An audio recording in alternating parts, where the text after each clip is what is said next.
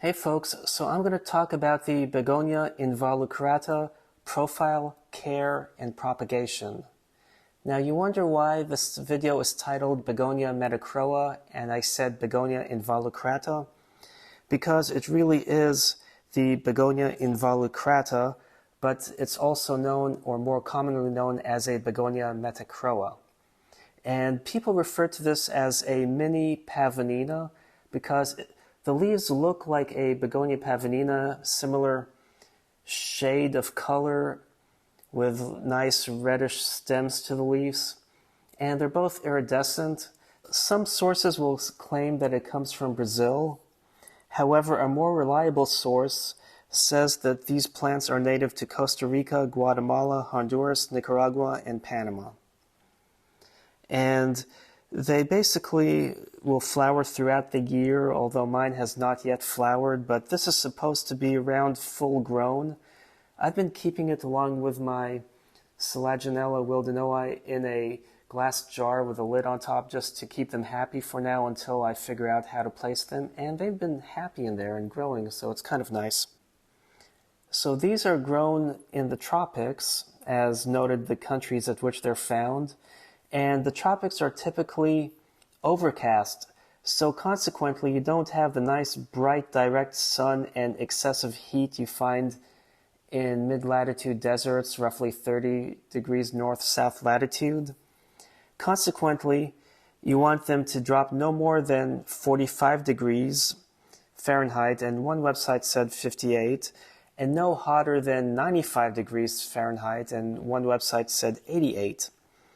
So they seem to like a range between 40 to 60% humidity. I noticed that if it has way too much humidity, the leaf will rot versus grow roots if you're trying to propagate it. They get only up to 4 to 8 inches tall, so this is almost full grown. And you don't want to overwater it, but you don't want it to dry out. So now let's get to the propagation. You would propagate this from a leaf cutting or the rhizome.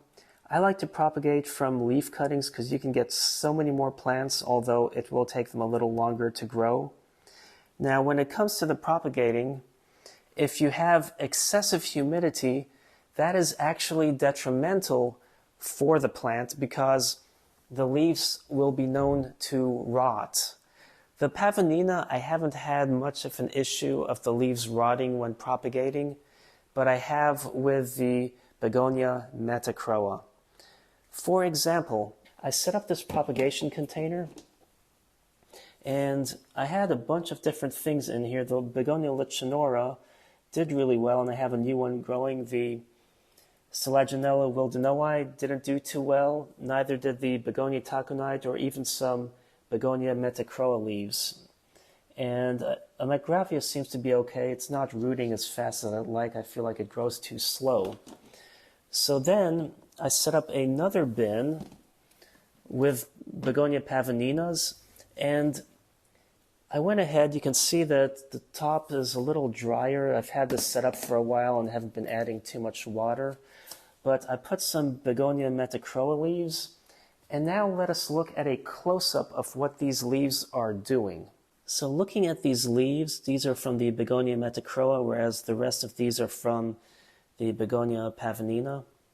You can see that it started to root. Right there is a little rootlet, and right here is another root. So hopefully they will start producing new plants, like right over here you can see this offshoot on the leaf of the Begonia Pavonina. So you want to give it humidity so the leaves don't dry out, but you do not want to give them excessive humidity or these leaves will be subject to rotting. If you look at the Pavonina leaf, it's fairly thin compared to a taconite, but it's thicker than the Metachroa. So consequently, the Metachroa leaves are a little more fragile. So now let's show you an adult version of a Begonia Pavonina, so you can see how it looks like as compared to the Begonia Metachroa. Here we have the Begonia Metachroa, and you can see the shape of the leaf is very similar. Like, look at this leaf here, and look at that to the Begonia Pavonina. You can see how they're almost see-through with the light. Let me see if I can zoom in on that. Yeah, so at the top of the frame you can see how it's kind of see-through, whereas the Pavonina isn't really very see-through. And it is a little darker in green, and it does have some iridescence, but right now it's a little too bright to show that. And the Metachroa has a little more brownish red to the leaves, but it's fairly similar color under the right illumination. But they're both iridescent plants, and they hail from different continents. And this one would be ideal for a good-sized terrarium because it is smaller than this one, unless you have a huge tank to set up as a terrarium. But this, I have it acclimated to grow in normal room conditions.